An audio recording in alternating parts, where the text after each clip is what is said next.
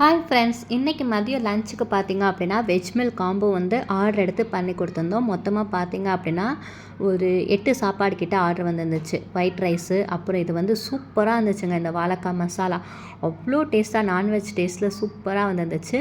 அப்புறம் கல்யாண வீட்டிலலாம் கொடுக்குற மாதிரி தக்காளி ரசம். இந்த ரசம் வந்து தக்காளியை வேக வச்சுட்டு அப்புறமா செஞ்சோம்.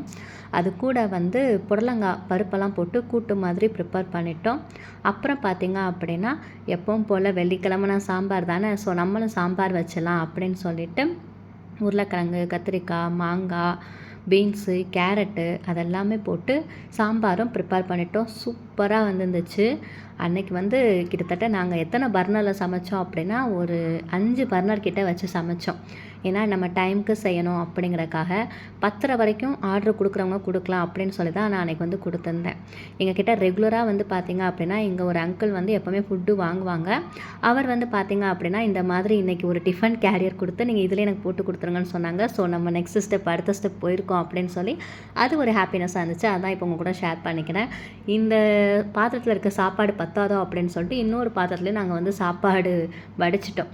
ஏன்னா குவான்டிட்டி சப்போஸ் பத்தாமல் போயிடுச்சுன்னா என்ன பண்ணுறதுன்ட்டு ஃபஸ்ட்டு வந்து நான் சாப்பாடு எல்லாத்தையுமே வந்துட்டு 8 சாப்பாடு சொன்னேன் இல்லையா, ஸோ எல்லாத்தையுமே இந்த மாதிரி ஃபாயில் கவரில் போட்டு கட்டி வச்சிட்டேன்.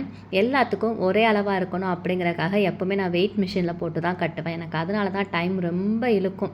இந்த பேக்கிங் பண்ணுறதுக்கே பார்த்திங்க அப்படின்னா கிட்டத்தட்ட எங்களுக்கு ஒரு 1/2 ஹவருக்கு மேலே தேவைப்படும். சமைக்கிறது என்னமோ நம்ம சீக்கிரமாக சமைச்சிட்டாலும் கூட பேக்கிங் பண்ணுறதாங்க எங்களுக்கு இருக்கிறதே ரொம்ப கஷ்டமாக இருக்கும். இந்த மாதிரி டிஃபன் கேரியர் அவர் கொடுத்தனால எங்களுக்கு பேக் பண்ணுறதுக்கு கொஞ்சம் ஈஸியாக இருந்துச்சு. இல்லைனா கவர் எடுத்து அதில் போட்டு அதை வந்து ரப்பர் பேண்ட் கட்டுறது அப்படிங்கிறது கொஞ்சம் எங்களுக்கு கஷ்டமாக இருக்குது. இன்னும் எங்களுக்கு அந்தளவுக்கு பழக்கப்படலை. இதுவே டிஃபன் கேரியெல்லாம் நம்ம எடுத்து போடுறதுக்கும் நமக்கு வந்து ஈஸியாக இருந்துச்சு. சீக்கிரமாகவே வந்துட்டு எங்களுக்கு அவருக்கு பேக் பண்ணி முடித்த மாதிரி இருந்துச்சு. நம்மளும் நெக்ஸ்ட் ஸ்டெப்பாக டிஃபன் கேரியருக்கெலாம் பேக் பண்ணி கொடுக்குறோம் அப்படின்னு சொல்லி ஒரு சந்தோஷமும் இருந்துச்சு. அப்புறம் 1 மணிக்கெலாம் நிறையா பேர் சாப்பாடு கேட்க ஆரம்பிச்சிட்டாங்க. ஸோ அவங்களுக்காக பார்த்திங்க அப்படின்னா கடன்னு ஒரு 4 சாப்பாடு மட்டும் 1 மணி டைமுக்கு கேட்குறவங்களுக்கு வந்து கட்டி வச்சலாம் அப்படின்னு சொல்லிட்டு கட்டி வச்சிட்டேன். ஃபஸ்ட்டு ஒருத்தவங்க 2 சாப்பாடு கேட்டாங்க, அவங்களும் தனியாக எடுத்து வச்சுட்டு இன்னொருத்தர் வெளியிலேருந்து ஆர்டர் கொடுத்துருந்தார் அப்பார்ட்மெண்ட் இல்லாமல். நீங்களும் குன்றத்தூர் சரௌண்டிங்கில் இங்கே எங்கேயாவது இருந்தீங்க அப்படின்னா இந்த மாதிரி நாங்கள் ஃபுட்டு வந்து அப்பப்போ செஞ்சு கொடுப்போம். உங்களுக்கு எதாவது தேவைப்படுச்சு அப்படின்னா வாட்ஸ்அப் குரூப்பில் வந்து ஜாயின் பண்ணிக்கலாம்.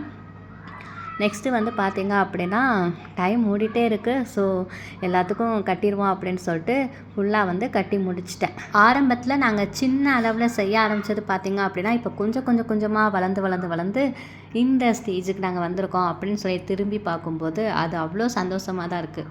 நமக்கு என்ன தான் இதில் வந்து நிறைய பெயின், அப்புறம் எனக்கும் அம்மாவுக்கும் இதனால் வந்து பயங்கர சண்டையெல்லாம் கூட வரும். அந்த மாதிரி வந்தாலும் கூட நம்ம இந்த அளவுக்கு வந்து நிறைய பேர்த்துக்கு செஞ்சு கொடுக்குறோம் அப்படிங்கும்போது அந்த எண்ட் ஆஃப் த டேயில் வந்து பார்த்திங்க அப்படின்னா நமக்கு ஒரு பெரிய ஹாப்பினஸ் வந்து இருக்கும்.